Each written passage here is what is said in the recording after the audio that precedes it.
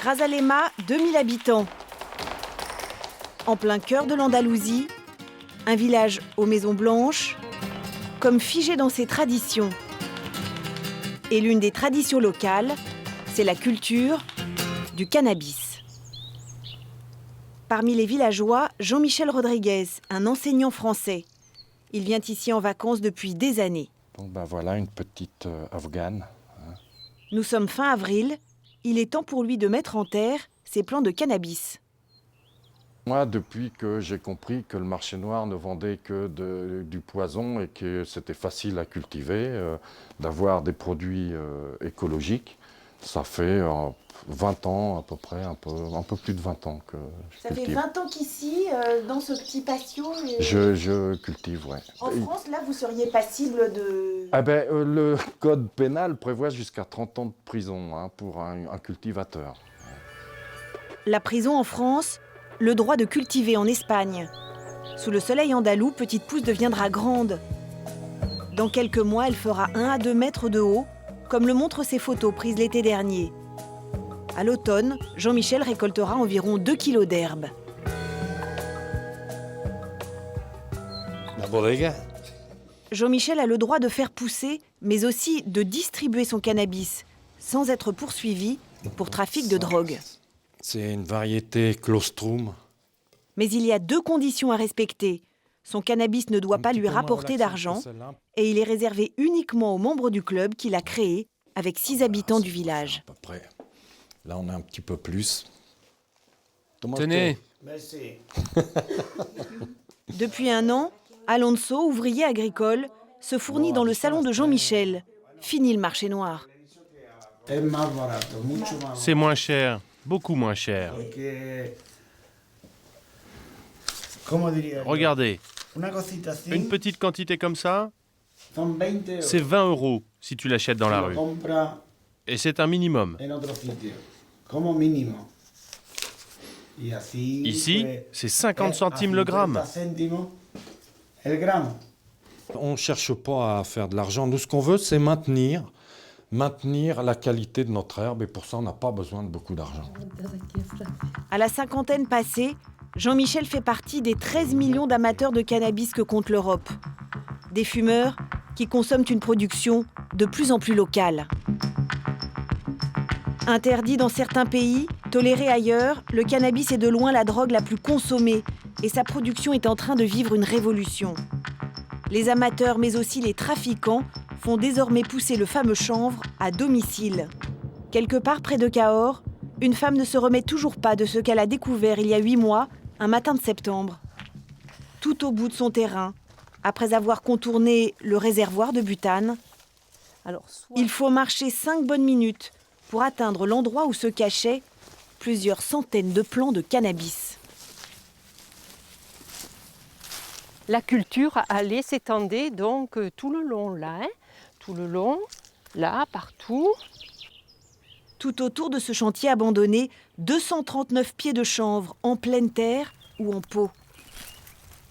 On voit encore des restes de peau par-ci, par-là, là-bas. À 600 mètres de sa maison, une immense plantation restée secrète jusqu'à ce fameux 20 septembre.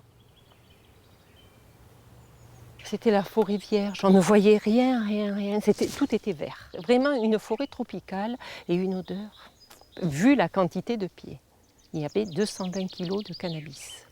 Une odeur ? Une odeur très forte, très entêtante, qui prenait la tête. D'ailleurs, en rentrant à la maison, moi j'avais un mal de tête épouvantable. Aujourd'hui, la migraine est passée. Et Florence a même gardé un petit souvenir de son incroyable découverte. Bon, ben voilà, ça c'est la cueillette du 20 septembre sur le terrain. Voilà. Une saisie record dans la région. Quelques heures après sa découverte, Florence se rend chez les policiers, qui perquisitionnent chez son voisin. Et voici ce que les hommes du commissaire Canouet ont trouvé dans le jardin. Voilà, donc en fait, il y avait plusieurs implantations sur diverses parties du terrain. À Cahors, on n'avait jamais vu autant d'herbes. Les policiers ont mis plus de 3 heures pour couper tous les plants.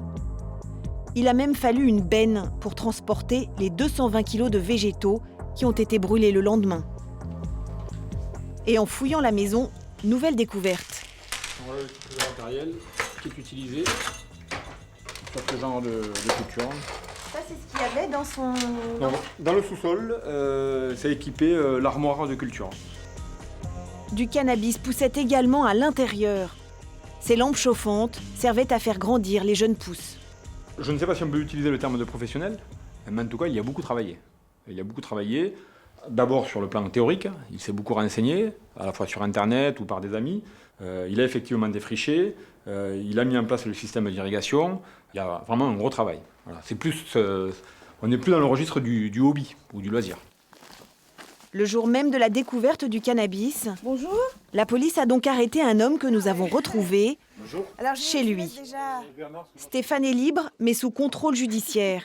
Il a accepté de nous livrer sa version de l'affaire. Père de famille de 37 ans, ouvrier, Stéphane assume ce qu'il présente comme une passion personnelle pour le cannabis. Donc là, il y en avait. Un amateur particulièrement éclairé. Avant de planter, il a défriché et préparé le terrain pendant 1 an. Un travail de titan. 2 heures, 3 heures par jour. Jusqu'à la nuit. Je suis rentré du travail à 4h30. Je venais et c'était, voilà, 2-3 heures de travail. Mais après, j'y restais un peu plus parce que j'étais oisif aussi. Je les regardais pousser. Stéphane n'avait pas choisi son terrain par hasard. Les arbres camouflaient parfaitement le cannabis, aisément repérable par les hélicoptères de la gendarmerie. La radio aérienne capte tout. Hein. Donc oui, j'avais pensé à ça. J'ai pas pensé à tout. Hein. Mais à ça, oui. En voyant toute son installation et surtout la quantité de cannabis planté, difficile de croire qu'il s'agissait d'une production personnelle. C'était la première fois que vous plantiez? C'est pourtant la version de Stéphane. Ça paraît fou. Et pourtant, c'était la vérité. Quoi. Ce gros fumeur de joint, sans casier judiciaire, affirme qu'il voulait faire la récolte de sa vie. Non, c'était pour moi. Je fumais beaucoup, je buvais beaucoup, donc je ne me rendais pas compte de la gravité. J'étais dans un autre monde, quoi.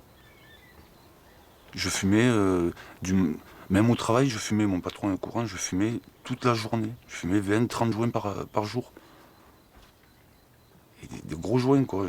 Donc j'étais ailleurs. Mais vous n'auriez pas eu envie d'en vendre?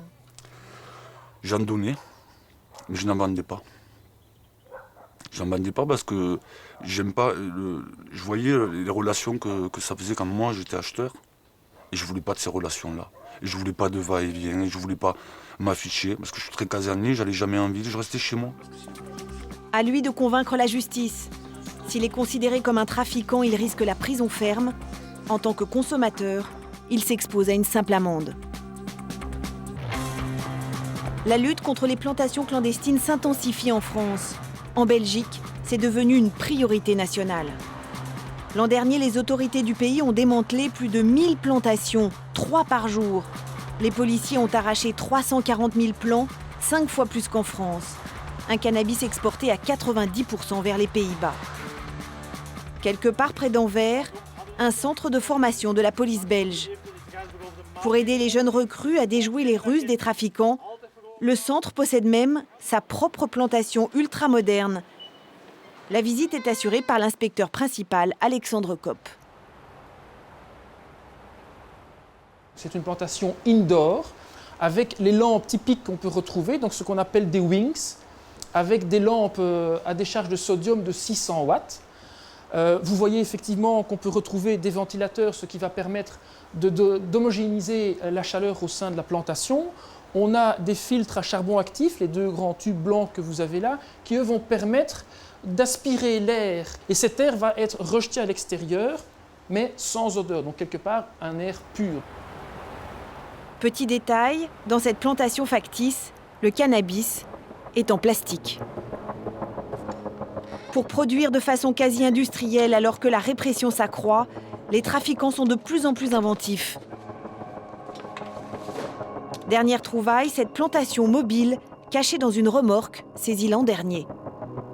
Elle peut se déplacer d'endroit en endroit. Il suffit d'avoir une prise extérieure pour pouvoir fonctionner les différentes lampes. Donc c'est encore plus camouflé en fait C'est encore plus camouflé, beaucoup plus difficile pour les services de police de retomber dessus, oui, tout à fait. En Belgique et en France, on arrache les plantations clandestines. Pendant ce temps-là, de l'autre côté des Pyrénées, on plante de façon quasi légale. Retour en Espagne, dans la région de Barcelone. Jaume a créé un club privé pour les fumeurs d'Igualada. Il porte un nom sans équivoque, Acció Canábica, un établissement qui a pignon sur rue. Ses adhérents viennent fumer quelques joints après leur journée de travail. Ils viennent aussi se fournir en cannabis. Avant, j'achetais dans la rue, au marché noir. Ici, c'est plus facile. Ah oui, il suffit de venir, pas besoin d'appeler des inconnus pour trouver son cannabis. C'est plus pratique et plus sûr. Depuis 3 ans, Jaume dirige bénévolement ce club qui vient d'atteindre une centaine d'amateurs. Les gens acceptent de plus en plus que l'on consomme du cannabis. Et c'est de moins en moins réprimé. En ce qui nous concerne, nous sommes installés ici depuis longtemps. La mairie le sait, la presse nous connaît. Nous n'avons rien à cacher. Pour fournir ses adhérents, le club doit produire chaque année une dizaine de kilos d'herbe. Pour cela, il possède ses propres plantations. Une partie d'entre elles est cachée au sous-sol. Aucun des membres n'a le droit d'entrer ici, ni personne de l'extérieur. Seulement les personnes autorisées. Derrière cette porte, une soixantaine de pieds de différentes variétés, prêts à être récoltés. Une plantation qui est exploitée avec l'accord des autorités locales. L'an dernier, la police est venue ici, dans ce local, et a vu les plantes.